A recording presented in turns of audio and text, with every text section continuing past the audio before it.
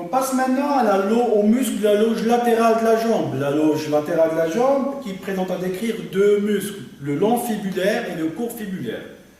Le long fibulaire qui s'insère un peu plus haut que le court, bien sûr avec ses deux chefs antérieurs et postérieurs, au niveau de la face latérale de la fibula, un peu plus haut sur la face latérale du col et de la tête fibulaire.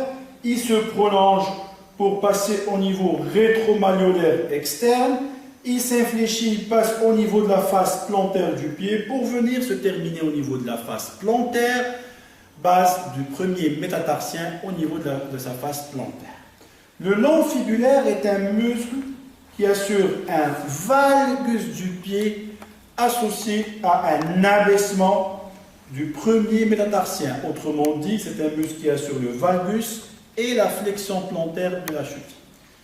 Sa mise en tension nécessite la combinaison de deux mouvements qui sont la flexion dorsale et le varus. Donc il va falloir s'opposer aux deux composantes d'action. Donc on va s'opposer au valgus tout en induisant un mouvement de varus et on va s'opposer à ce mouvement de flexion plantaire en réalisant un mouvement de flexion dorsale. Donc le patient sera installé sur le dos, le kiné sera placé à l'aplan de la tête, de préférence installé sur un tabouret.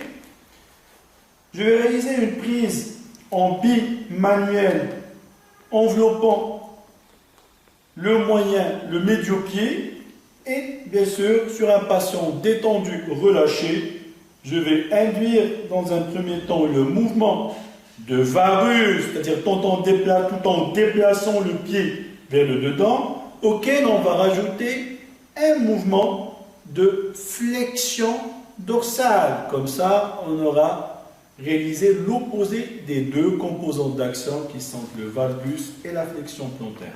Donc le varus associé à la flexion dorsale avec un temps de maintien entre 10 et 15 secondes, durée minimale de la mise en tension.